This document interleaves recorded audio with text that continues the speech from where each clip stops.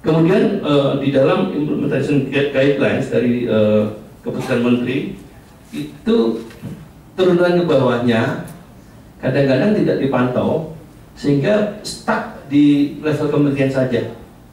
Untuk bisa turun ke Pemda-Pemda, jadi ini masalah-masalah yang perlu diperhatikan karena saya tahu sekali bahwa Menteri Ibu Susi yang baru ini dulu sampai beliau turun sendiri ke daerah Aceh di Semelu, bagaimana menuntun pemerintah daerah membuat perda untuk menangkap lobster yang bertelur. Nah ini kan Pemda-Pemda perlu mendapatkan pengarahan, apakah dari academician, apakah dari pemerintah pusat. Ini semua guidelines-nya saya lihat di lapangan sangat kurang. Oleh karena itu saya sebagai asosiasi pembudidaya sidap, saya memohon pada pemerintah bahwa regulation is there, tapi implementation is another problem.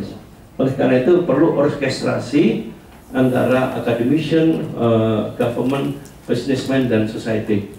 Kemudian masalah-masalah tadi yang didiskusikan, updating data.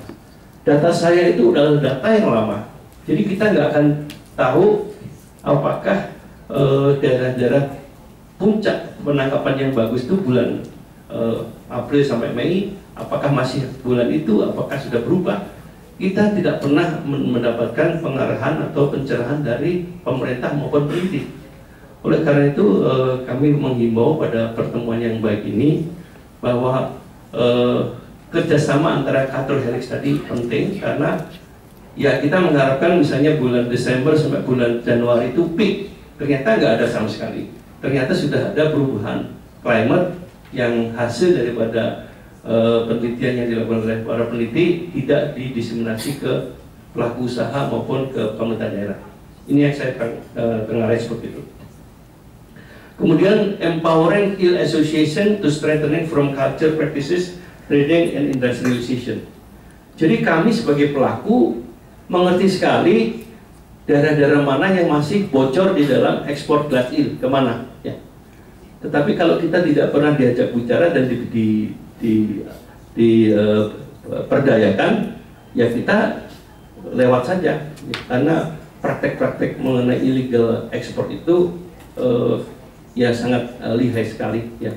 Jadi kita barangkali pada kesempatan ini penting memperhatikan perilaku daripada traders, khususnya traders yang ilegal. Kemudian yang terakhir, provide cheap financing schemes and incentive for export promotion. Jadi Bapak Ibu sekalian bisa dibayangkan bagi pembudidaya sidap yang harapannya itu bahwa tiap tahun dia akan mendapatkan sekian rupiah, karena dia tidak bisa memprediksi kapan bisa mendapatkan benih di bulan apa dan jenisnya apa, makanya kita akan bingung, sehingga sustainability daripada eel culture sendiri itu akan mengurangi supply yang continuous pada pemasok yang khusus memproses daripada benih bahan baku untuk diproses sebagai kapayaki ataupun unagi itu. Nah, oleh karena itu Bapak Ibu sekalian, ini saya tampilkan beberapa pelaku yang sudah eksis yang saya ambilkan dari koleksi dari situ-situ asosiasi kita, tapi masih banyak yang lain yang masih UMKM seperti saya ini, jadi masih artisanal dan small scale, dan yang tidak tahu sama sekali bagaimana guidelines yang benar. Mudah-mudahan Bapak Ibu sekalian bisa melihat apakah data ini sudah berubah apa belum. Mestinya KKP memiliki updating daripada data ini. Oleh karena itu inilah adalah major players. Ada yang sudah lama di Indonesia tapi mau meninggalkan gara-gara masalah sustainability daripada supply glass eel terganggu. Oleh karena itu Bapak Ibu sekalian, saya ingin sampaikan bahwa ini adalah contoh-contoh yang kami dapatkan di lapangan.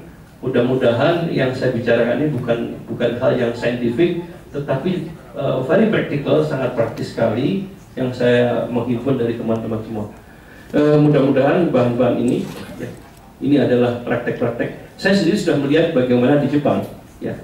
Ini tapi di Indonesia seperti ini, apakah ini sudah memenuhi aturan budidaya yang baik apa belum, best practice apa belum, saya belum tahu. Oleh karena itu dalam simposium internasional ini seperti ini.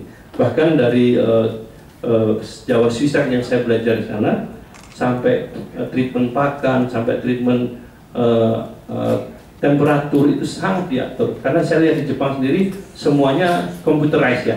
Kalau di kita kan kadang-kadang yang di lapangan dan sebagainya. Nah, kemudian cara pengepakan dan sebagainya ini kan juga harus diatur. Terima kasih. Domo arigatou gozaimasu. Gambari masyo.